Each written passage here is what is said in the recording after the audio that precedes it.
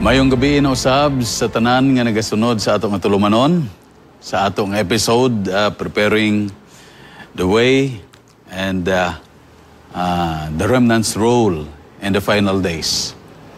Karong gabi ato nga tun-an mga higala, mga kaigsunan ang reference of faith sa remnant o ato kining tan-awon samtang ato nga tun-an pag-ayo ang ato nga papel niining nagakahingapos nga panahon. Akong agdahon ang tanan sa pagduko sa ilang mga ulo.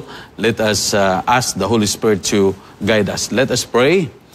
Amahan nga balaan, nagaduol na usab kami kanimo sa pagpasalamat sa kahigayunan nga imong gihatag nga matag usa kanamo makakat-o na usab sa imong mga pulong. Hinaot o Dios nga ang among mga panghuna-huna imong ablihan o hatagan sa kaalam nga langit nun. Pasabta kami o giyahi kami. O salamat sa imong pagtubag sa ngalan ni Ginoong Hesus. Amen. Okay, let us try to study once again the remnant's reference of faith karong gabi una. Unas tanan ato nga i-trace back usa ang ato nga mga pagtuon, no? We remember nga ang remnant gikan pagyud sa balaang kasulatan gipasabot kita nga sila ang nangabilin diha sa kinabagaan. So kung nangabilin nahimo na lang ang mga leftover, no? O ato ni siyang tan-awon kay daghan sa mga katawan karon ang naga huna-huna that each one of them has the truth in these last days, and we are so happy about that, no? O hinaot nga ang kinabuhi nato mauyon gayod sa pagdumala o sa kalagdaan o kabubuton sa Dios. So let us try to have a look and trace back sa remnant, mga kaigsunan. In episode 2, number 2, kagahapon, atong gitun-an ang religious o spiritual issues sa remnant. Now ato i-trace back again kung unsay makuha na to as their basis of faith, ang ilang reference of faith, mga kaigsunan. Unas tanan ato nga i-trace balik kay ang tanan nagsugod sa kang Lucifer. Kung imo tanahon, si Lucifer, he was ambitious, full of pride, and he was selfish. Manggani ang balaang kasulatan nag-ingon nga he was the father of lies. He deceived even 1/3 of the angels in heaven diha sa Revelation chapter 12 verse 4. And as a result, niini mga kaigsunan, the Bible says in verses 7 and 9, there was war in heaven. Michael and his angels fought against the dragon, and the dragon fought and his angels and prevailed not. Neither was their place found anymore for them in heaven. And the great dragon was cast down from heaven, no? Katong ginatawag nga old serpent, called the devil and Satan, which deceives the whole world. He was cast out into the earth, and his angels was cast out with him. So diri ang record, mga kaigsunan, ato matrace nga duna di ay gubat didto sa langit kaniadto. Gihulog, gitambog si Satanas kauban sa 1/3 sa mga manulunda o dinhi sila gihulog sa yuta. You know, in verse 12, the Bible says, "Therefore rejoice, you heavens, and you who dwell in them, but woe to the earth," mga kaigsunan, no? Mga kapaglaom. Alaot ang yuta, kay diha kaninyo nahulog ang yawa nga nagdala sa iyang dakong kapungot, because he knows that his time is short. So, the devil is trying his best. He was so angry with God, with Jesus Christ, kay nahulog siya din sa yuta. Of course, 1/3 sa mga manulunda, kauban niya, kubuyan niya, mga alagad niya, mga kaubanan niya. And you know what happened as we trace back? Pagkahulog nila din sa yuta, ang una gayod nila nga gitintal, nga gipanguluhan sa yawa mao si Eva. The serpent, the devil, deceived the woman. Og sa diha, mga kaigsunan, nga nahulog ang tao sa limbong sa yawa, ang tao nakasala. When sin entered the world, nausab, mga kaigsunan, ang tanan nga plano. na usab ang tanan nga dagway diya sa kalibutan. Ang bulak, dunanay tunok. Dunanay kamatayon, mga kaigsunan. Oh? So, we are so sad about that. But then, the Bible says nga wala kita gipasagdan sa Ginoo. Ang Ginoo nag-address sa yawa, sa bitin. Giingnan niya sa Genesis 3:15, I will put enmity between you and the woman. Oh, buhatan niya mga kaigsunan. Og kaulangan, buhatan niya og barir. Buhatan niya og pakigbisog. Buhatan niya og tanan nga talimadan. Nga adunay konflikto, adunay pakig-away, taliwala sa bitin. There will be an enmity between the serpent and the woman. Og ingon sa record, between your offspring and hers. He will crush your head and you will strike his heel. So kini siya mga kaigsunan, naghatag ang Dios og paglaom sa mga katawan. And it is so happy. I will put enmity between you and the woman. God gives hope to Adam and Eve and to the rest of their generations to come sa ilang mga kaliwatan nga moabot. And they were looking forward of the coming Messiah, the anointed one, ang Christ, ang Kristo nga gisaad mga kaigsunan. So, dinhi sa pag-explain later on, many years later, sa kapanahonan ni Ginoong Hesus, when Nicodemus asked him to have eternal life. Nangutana si Nicodemus, and Jesus has to explain to him that God so loved the world that He gave His only begotten Son, that whosoever believes in Him should not perish but have eternal life. So, dinhi mga kaigsunan ang paglaom. That is why we here sa Hope Channel, we are giving hope sa tanan nga nagatanaw. Mga kapaglaom, we are so appreciative for the love of God to all of us. So, balik kita, as the serpent deceived the woman didto sa tanaman sa Eden, Satan also in the last days, especially during the time of Jesus and the ministry of Jesus, and even after the ascension of Jesus, Satan also attacked the church. Ato na ibawan that later on, when God made all of the plans that He had made for us, nga sa diin makapangandam kita paingon sa langit, gigamit niya ang babae. And the woman in the Bible symbolizes the church. According to the Apostle Paul, I am jealous for you with a godly jealousy. I promise you to one husband, to Christ. Address niya ang mga Kristohanon dito sa Corinto nga ingon niya nga naselo siya, no? With a godly jealousy. Og ako nagasaad, and I promised you to one husband. Gisaad ko kamo sa usa ka pamanhunon nga mao si Kristo, so that I might present you as a pure virgin to Him. Kinahanglan putli mga kaigsunan, berhen atubangan sa Ginoo. And very interestingly, ang book of Revelation is telling us about the woman in white, which is representing the pure church. Ang church, mao kining mga sumusunod ni Jesus, nagatuo kang Jesus. Mao kining mga katawhan sa Dios who believe in the Lord Jesus Christ, that Jesus is the Savior of the world. Gitawag sila nga church, gitawag sila nga sumusunod ni Jesus mga kaigsunan. And then, kung ato tanahon balik diya sa Revelation 12:13, the dragon saw that he had been cast to earth. He persecuted the woman who gave birth to a male child. Kita nasayod nga sa tagna, ang yawa mao ang dragon mga kaigsunan, no? So, gitambog naman siya dinhi sa yuta, iya na lang gilutos ang babae. Iyang gilutos ang iglesia.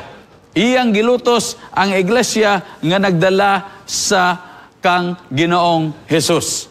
And then the Bible says, and she brought forth a man-child who was to rule all nations with a rod of iron. And her child was caught up unto God and to His throne. We know, understand, mahitugod kani sa kang Ginoong Hesus mga kaigsunan. But then, let us go back. Sa diha nga si Jesus na tao mga kaigsunan, when God became flesh, of course we know, diha sa John, that in the beginning was the Word, and the Word was with God, and the Word was God. No? O kining pulong na himo nga tao mga kaigsunan na himo nga unod. God became flesh. O sa diha nga natao si Jesus mga kaigsunan, dito sa pasungan, dito sa kang sa Bethlehem, sa kang Maria o sa kang Jose, gibisitaan sila sa mga magbalantay sa karnero. And then the shepherds was there. They were the first recipients, the first people who were told by the angels, and they visited Jesus. Naapod sa layo nga dapit, gibisitahan po sila sa 3 wise men. And these wise men worshipped Jesus because Jesus was the Son of God. Jesus was God. So they worshipped Him. Kining mga maalamon nga tao, gikan sa sidlakan, gitun-an nila ang tagna. They have tried to study this and they waited for a long time. And now, when it was high time for them, it was fulfilled, they went to Bethlehem. Of course, nagpadanghid sila sa hari, o ang hari nag-ingon, sige, pangitaan ninyo ang bata, no? O kung inyong makita, sultihi ako. But then, of course, Herod was a little bit nervous, kay basin pulihan na siya sa iyang pagkahari, mga kaigsunan, diha sa ila nga dapit dito sa Israel. But then, let us remember nga ang nagdumala sa Israel ni aning kapanahonan mao ang Roma.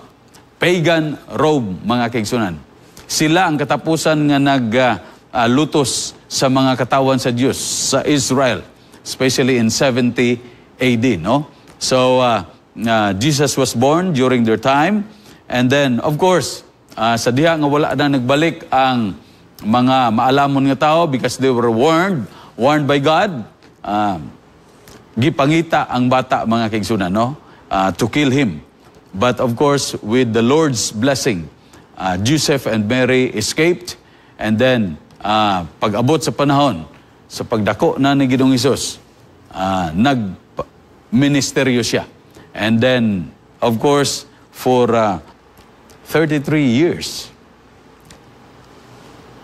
sa iyang paglungtad sa kalibutan, and as the time were full during his ministry, naghatag siyang paglaom sa matag usa. He gives hope to everyone. He loves everybody. But his enemies accused him of blasphemy. And that during the time, diya sa panahon sa Israel, ang pagpasipala, mga kaigsunan, may silot kini, o ang silot mao ang kamatayon. It was so sad nga si Jesus ilang gibuhat-buhatan og sala sa pagpasipala. Unsa man di ang pagpasipala? Sa napulo kasugo, naa ka na nga dili nimo gamiton ang ngalan sa Dios sa pasipala. Ang pasipala, mga kaigsunan, mao kini ang pag-angkon sa prerogative sa Ginoo. You claim that you have the prerogative of God. Anybody here on earth nga mo angkon or claim that they are the Son of God, that they hold divinity, is actually blasphemy against God. So si Ginoong Hesus, pag-ingon niya nga, ako o ang amahan usara, ang mga Hudiyo, ila siyang batohon. Ingon ni Ginoong Hesus, sa unsa nga butang inyo ako batohon, ingon sa mga Hudiyo, sa maayo nga butang dili ka namo batohon, apan ikaw nagaangkon nga ikaw Dios. Amo kang batohon. That is blasphemy. O sa kapanahon niya na, diya sa Marcos 2, maugyapon, may nagtunton o basakiton sa tubangan sa Ginoo, and Jesus was so compassionate, nasabtan niya ang kahimtang. Dere, giingnan niya nga anak ang imong sala na pasaylo. And then, nagbagulbol ang mga nakadungog kaniya because Jesus, according to them, was committing blasphemy against the Lord. Anyway, sa diha nga si Jesus, gitugyan na sa mga katawan. And the fullness of time, of course, they were thinking Satan was thinking using the corrupt church during the time, kagahapon, ato kanang gitun-an pag-ayo that the priesthood, the system was corrupt.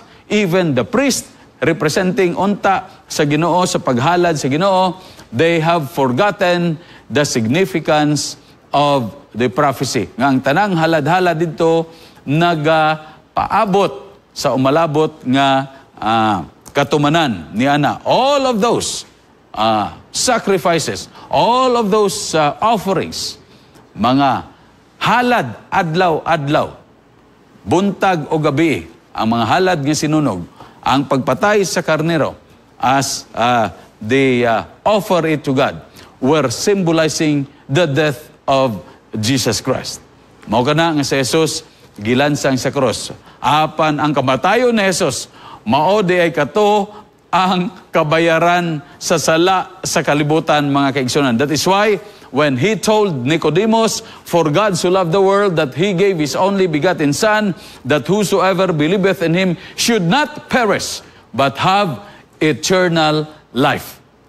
Diri na, no? Ang dili na malaglag, dili na mamatay dito sa impyerno. Apan may kinabuhi na nga dayon. Kay si Jesus naman ang nagpakamatay sa matag usa kanato, mga kaigsunan. That is why it is so very important, no? Believe in Him so that you will have life. Pagkayab ni Jesus dito sa langit, gikomisyon niya ang iyang mga tinunan. Go and make disciples of all nations. Mao kana, mga kaigsunan, ang mga tinunan sa ilang paghimo nini, they turned the world upside down. Makita nato sa kasaysayan, gikan sa Gamayra, nidaghan sila, but then sumala sa tagna, as we studied the remnant, mga kaigsunan, Satan attacks the woman, the church. Satan attacks the church. O unsay nahitabo sa diha nga nagdaghan, hinay-hinay sila, kay nag-ingon si Ginoong Hesus, "Panlakaw kamo, himuan ninyo mga tinunan ang tanang mga kanasuran. Magapamautismo kanila sa ngalan sa Amahan, sa Anak, og sa Espiritu. Og tudloi sila sa tanang mga butang nga gitudlo nako kaninyo." Ang tanan gayod, mga kaigsunan. But then because Satan was so angry with the woman, unsay gibuhat niya? Gigamit niya ang persecution. He persecuted the church using the government, using those corrupt people of the old time. Ang mga Romano mao'y gigamit niya, mga kaigsunan. So, diha, illegal ang Christianity during the time, daghan ang nagbuhis sa ilang kinabuhi. According to Revelation 12:11, "And they overcame him by the blood of the Lamb and by the word of their testimony." It's very interesting ang word nga testimony, mga kaigsunan, na gumikan sa Greek word nga martyrdom, nga bisan pa sa kamatayon, mao kana nga gibuhis nila, nagmadinaogon sila sa dugo sa kordero. And by the word of their testimony. And they loved not their lives unto the death.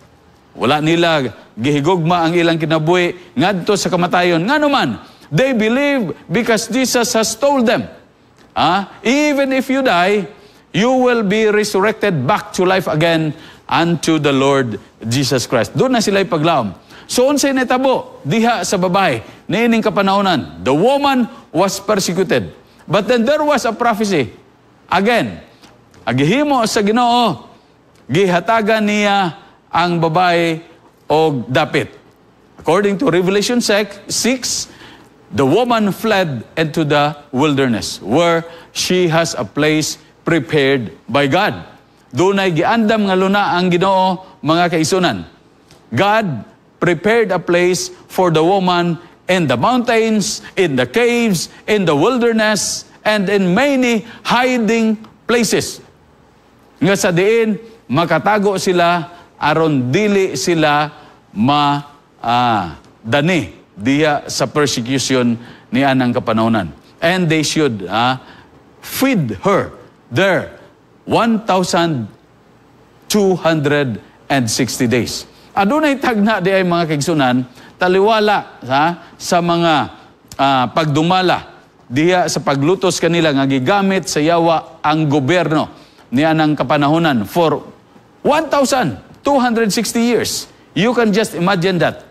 Na one historical books that I read before, ang nangamatay ni ana perting daghana mga kaigsunan, no? Millions of the saints of God, millions of true Christians, millions of who believe in the Lord Jesus Christ.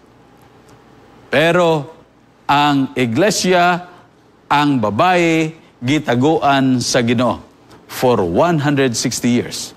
Unsay gihimo sa Ginoo, God feed the church for 1,260 years in the wilderness. Mao kana mga kaigsunan, mga kaigilaan, there, nagpuyo sila sa kabukiran.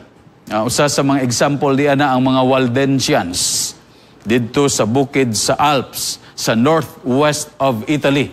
Diha nila nagkalagyo sila dito, nagtago sila dito, layo sa sibilisasyon. Nga dili gayud sila matultulan sa mga sundalo, sa mga katawhan nga ginasugo ni anang kapanahonan. Niining kapanahonan, ginabawal, ginadili, ginadumili ang pagbasa sa balaang kasulatan. If you read the Bible, it is a crime. So, niining panahonan, let us try to imagine how the Lord has guided the church.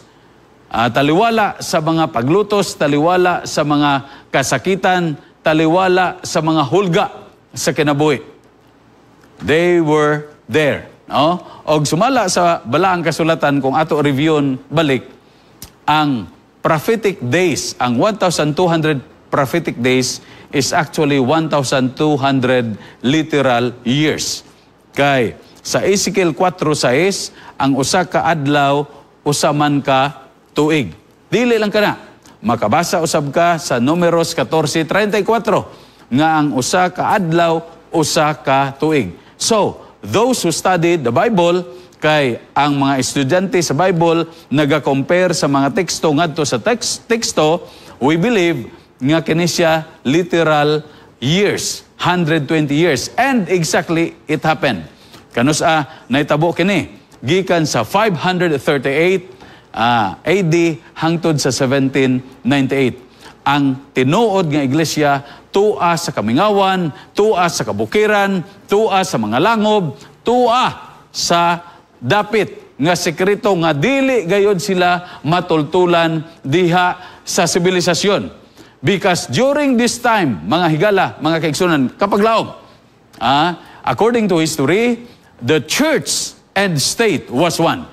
Mao nang pait kayo mga kaigsunan, and it is a sad thing in history that this happened. But then, the good news was and is nga ang Ginoo nagpreserbar sa iyang mga katawan. So unsay nahitabo, didto sila sa bukid, didto nila giedukar ang ilang mga kabataan, didto nila gitudloan sa pulong sa Ginoo, so that taliwala nga sa general public wala sila makita. Kining mga kabataan nahimong mga misyonary ngadto sa mga kalungsuran, nagpang-apod-apod sila minsay pinaagi sa mga teksto, pinaagi sa mga tratados, telling the people about the Word of God. Sa grabe nga kasaysayan dito sa Europa mga kaigsunan, ang naitabo, dunay mga katawhan nga dili na nila aron makapalingkawas sila, kalingkawas sila sa pagpuwersa kanila sa pagsimba. Sa dili angayan simbahon niya ng kapanahonan, because they were forced to worship that which is not to be worshipped mga kaigsunan. Nanimpalad sila. Taliwala nga wala sila'y kasiguruhan kung unsa sa paglakaw nila mga kaigsunan, naghimo sila baruto o barko, nanakay sila, and then many months later, nakaabot sila sa New World. Gitawag nila nga bag-ong kalibutan. Dinhi nakakita ang mga katawhan sa Ginoo are refused so that they can practice their faith. Nga wala na'y muulang mubabag diya kanila because they will love God, they will continue to worship God according to their conscience and according to the Word of God. Dinhi nakita nila. And it's very interesting that they found the new world. Ang Amerika, mga kaigsunan, that is why ang Amerika nahimong usa ka Protestant country, mga kaigsunan. And by the way, as we are going to have this short review diha sa kasaysayan sa kalibutan, mga kaigsunan, let me try to have a review to you. Kung naunsa, nganong ingon ani ang plastada, ngano ang remnant o ang salin, mga kaigsunan, gamay ra sila, nagtago, inay nga, tuwa unta sila sa sentro. It was because nag-usa na hinay-hinay ang reliyon o ang gobyerno ni anang kapanahonan. And then, when it comes to Christianity, Christianity as a whole is one. Ni anang kapanahonan. That is why the Bible has described the church as the church that is wearing white robe. Puti kini nga panapton, mga kaigsunan. Ang puti nga panapton, representahan usab, gi-symbolize sa righteousness ni Ginoong Hesus. Because this woman was pure. Ang tanan nga teaching ni Jesus, maoy ginasunod ni ining babay. But then, ang babay later on, nasagulan sa daghan nga mga pagtulunan. That is why, akong i-present siguro kaninyo, ugma, or sa sunod ga ugma, ang woman in color, or ang babae diya sa scarlet robe, nga gi-istorya pod sa balaang kasulatan. But here, gusto nako nga masabtan nato as we trace back ang pure church ni ining kapanahonan. Unsay gibuhat sa Ginoo kanila. The Lord protected them. The Lord provided a way for them so that the new world will be discovered. And they have this refuge dito sa Amerika, mga kaigsunan. So that hinay-hinay ang mga tao gikan sa Europa nangadto sa Amerika. What happened to Christianity during this time, mga kaigsunan? Ang Christianity, nining kapanahonan sa primero, nagkausap pa, apan gikan sa 538 AD, dunay mga pagtulunan nga gikan sa pagano, naghinahinay o creep-in, gi-introduce o gi-adoptar sa Christianity. That is why, ang Christianity nasagulan na himo ng corrupted, mga kaigsunan. But herewith, the people of God nga nagtuman sa kabubuton sa Dios, sila na hinoon ang naalkansi. Sila na hinoon ang gitawag nga wala sa kamaturan. That is why even in our days today, sa atong kapanahonan, maghisgot kag kamaturan, it has now become subjective nga naman. Depende kung kinsa ang tao nga naga-present niini. Because many have their basis. Pero dinhi sa Hope Channel, as we try to look at the remnant, gusto na ko nga masabtan ninyo nga ang basis sa ilang pagtuo, dinhi ako nang atong ipasabot diya kaninyo a few minutes from now, ang reference of faith. Kay mauning ato nga topiko karong gabi. I just would like to let you know nga ang sa diha nga nagkausap pa ang Christianity kaniadto, there was a time nga nabungka gayod, natunga kini. Kano sa kini natunga, nabuak ang Christianity. Aduna nay Church of the East and Church of the West. Ang Eastern Church representahan kini sa Orthodox Church or sa Greek Orthodox Church nga ang sentro tuwa sa Constantinople or sa Turkey sa pagkakaron. Dito ang Church of the East, ang Sidlakan, mga kaigsunan, no? Ang iglesia sa Sidlakan. Kay nganong natunga niadtong sa tuig 1054 AD. Ang emisary gikan sa Western Church, ilang gi-excommunicate ang patriarka dito sa Constantinople. So unsay nahitabo? Sa diha nga nahitabo kini, nagresponde usab ang Church of the East, ilang disfellowship sab or excommunicate ang Bishop of Rome ni anang kapanahonan. So nabuak ang Christianity. And that is called in history as the schism in Christianity. There was now the Church of the East, nga ang sentro dito sa Turkey, and there is the Church of the West, ang Western Church nga ang sentro dito sa Rome, na tunga mga kaigsunan.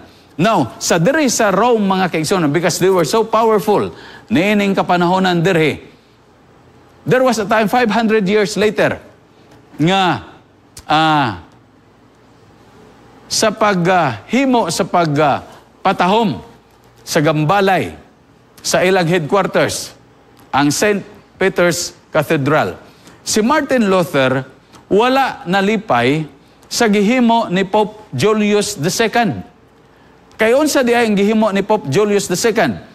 Pope Julius II, kay gusto niya nga mapatahom ang ilang Gambalay dito, gusto niya nga dunay ika-finance, naghimo siya og certificate of indulgence nga sa diin mapasaylo na ang sala. So wala nalipay niini si Martin Luther. So that Martin Luther later on, niadtong 1517 in the month of October, iyang gilansang niya dito sa dito sa cathedral sa Wittenberg dito sa Germany ang iyang posisyon thesis about this nga wala siya nalipay, and then ingon niya nga ang tanan gibase lang nato sa balaang kasulatan. And he was not happy about this. Wala siya plano nga magprotesta against it, but then when he nailed his 95 thesis, nahitabo mga kaigsunan, mga kapaglaom nga daghan kayo ang nakabasa niini, and the Roman Church has been unsay tawag ani, nakutaw mga kaigsunan niining kapanahonan, many protested against the Roman Church. So from 1517 nagdaghan ang mga protestante. Kinsa ilang protestahan? They protested against the Roman Church. Of course, ang Christianity nabuak mga kaigsunan, nganong nabuak, doon na nay Orthodox, doon na nay Roman Catholic, doon na nay mga Protestant Church. And later on, ato tan-aon, atong estudyuan, unsa kining remnants reference of faith. Dito mga kaigsunan, sa panahon ni Martin Luther, gusto niya ipasabot sa Roman Church nga ang tanan dapat ibase sa Biblia o sa Biblia ragayon. This is the reference of their faith. O ato tan-aon diya sa tagna kung unsa ang reference of faith sa salin nga iglesia. So, pagkahuman sa tagna sa 1,260 years nga nahuman niadtong 1798, kano sa nagsugod sa 538 AD.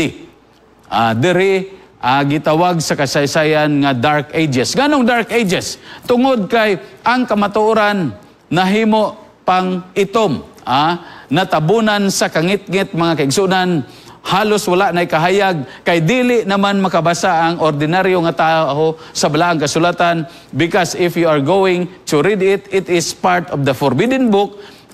Ingnon ka sa iglesia ni anang kapanahonan nga wala kay kahibalo, wala kay katungod, and you are forbidden to read that book because you cannot interpret it, because it is only the learned people, the educated people, especially the priesthood, who can interpret and who can understand that Bible.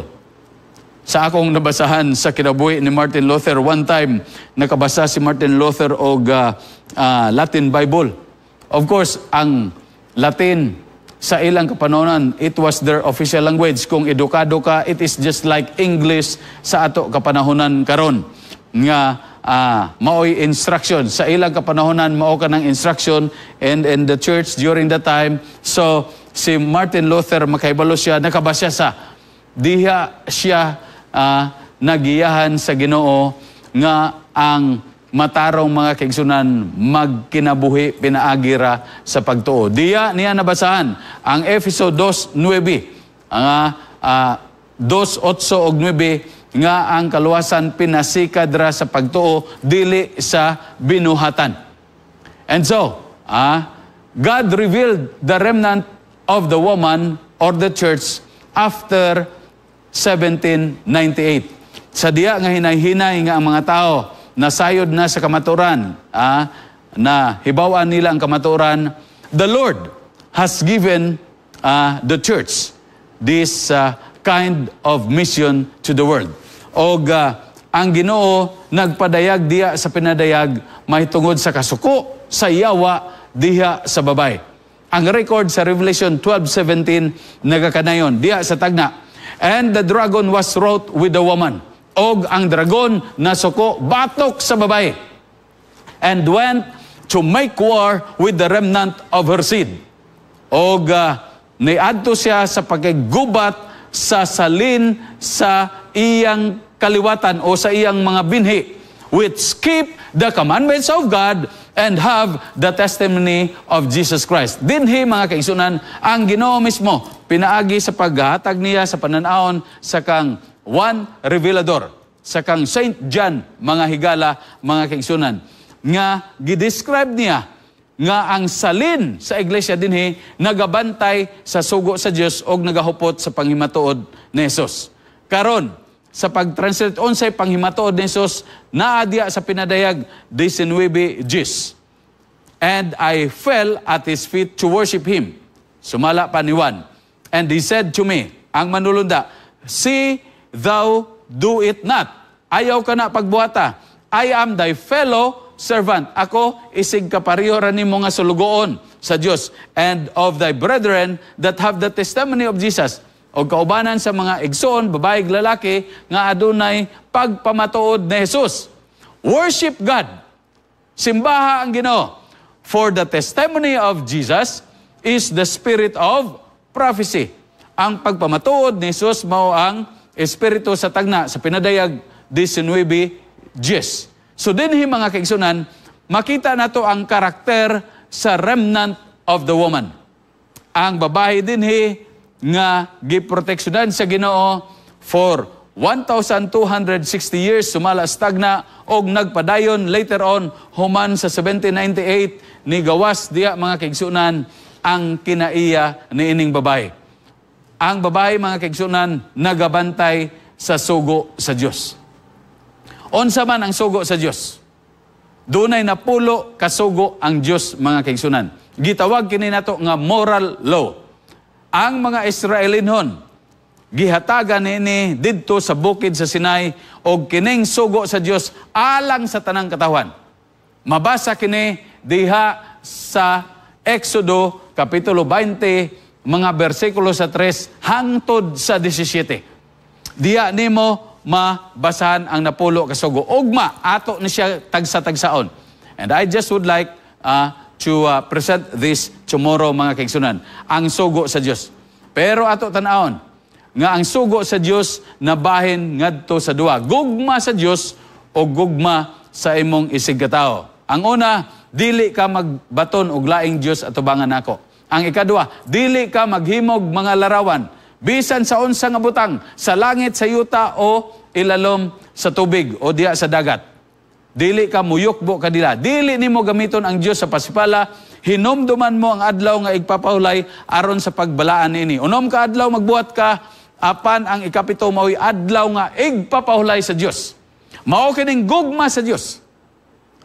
Naadayon diya ang sunod, tahura ang imong ginikanan aron mutaas ang imong mga adlaw diha sa yuta.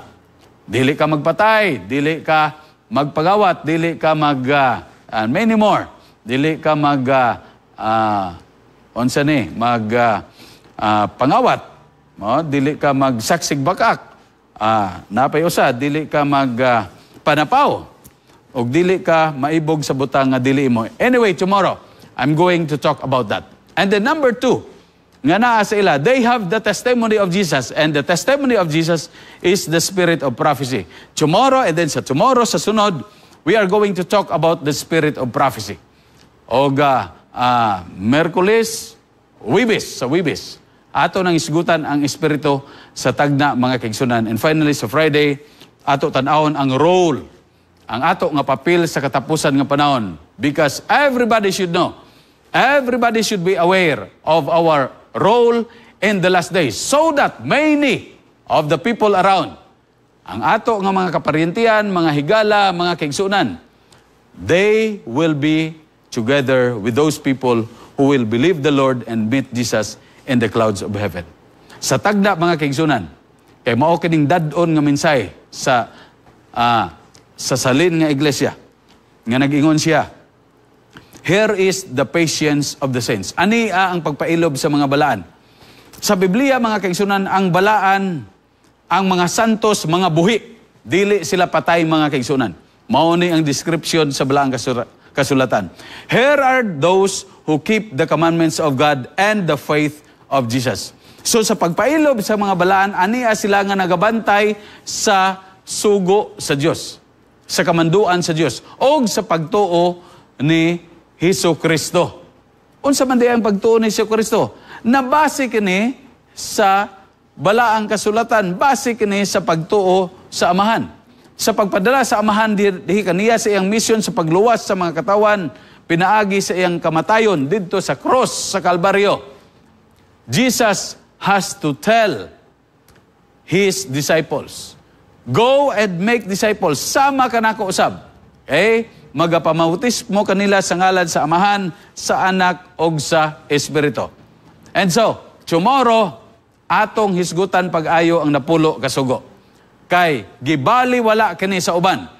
Og ato kining tan-awon diri sa segment sa Christianity. Because Christianity has been divided into 4 segments.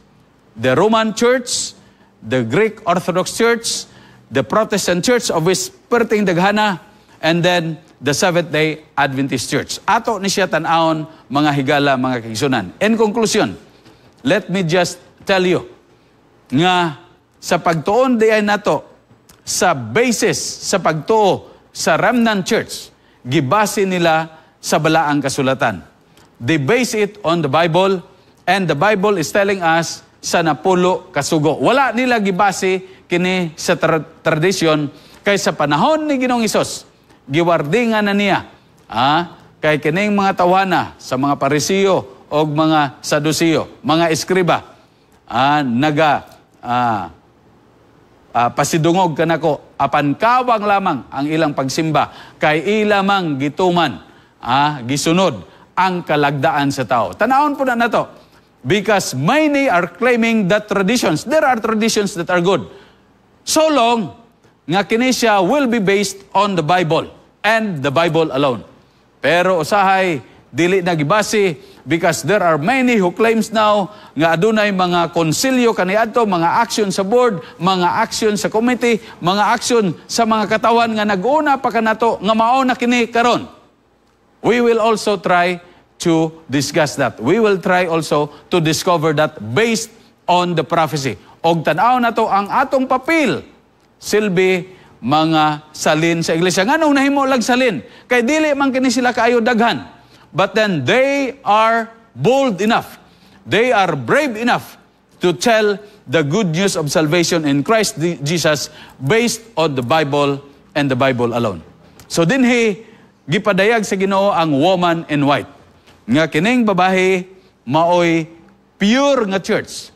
Nga kining babae nagasunod sa tulumanon sa Ginoo. O sama sa salin nga iglesia, nagbantay siya sa sugo sa Dios. Ang sugo sa Dios dili matuman sa tao. It would be impossible.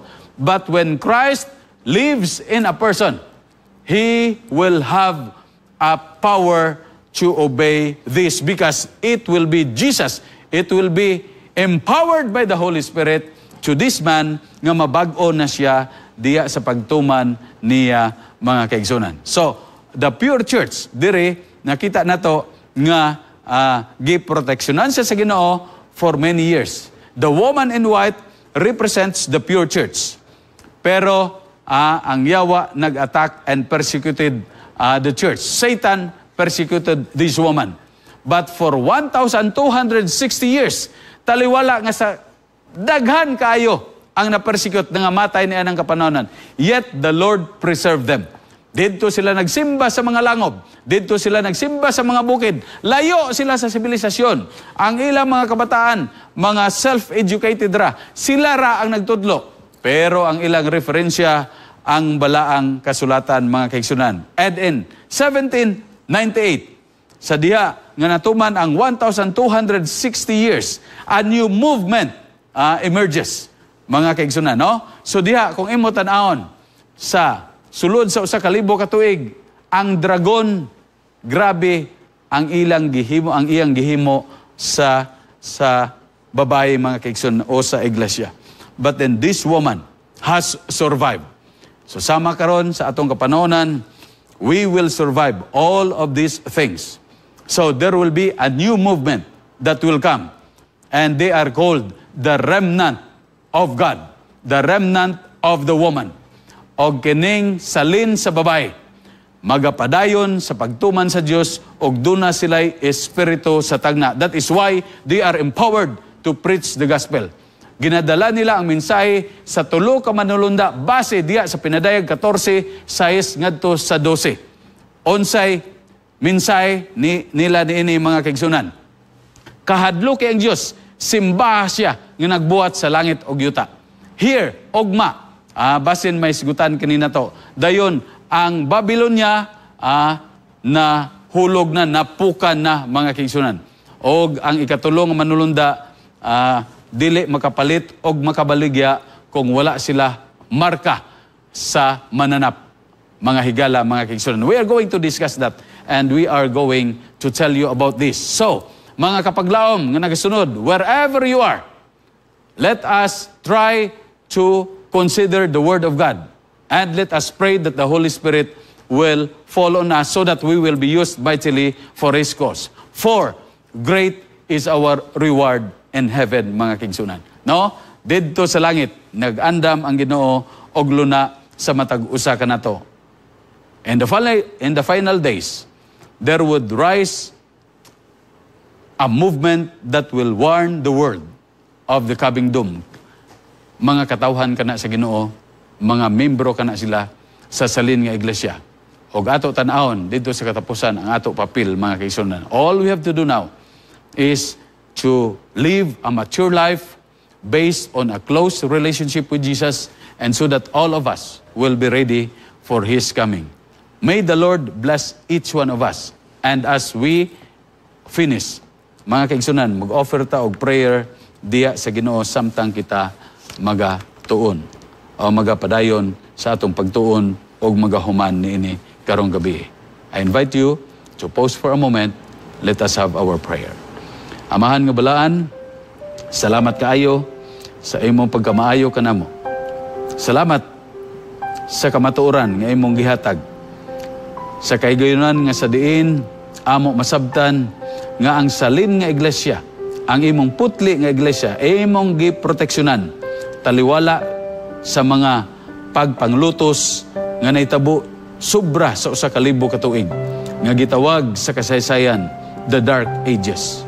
Salamat o Diyos, nga taliwala niini, ang imong iglesia nagabarog, o sa katapusan niini, imong gitawag, ang salin nga iglesia. Sila nga nagatuman sa sugo sa Dios og nagahupot sa panghimatuod ni Ginoong Hesus nga mao ang espiritu sa tagna. Dasiga lamang kami nga amo kining masabtan og amo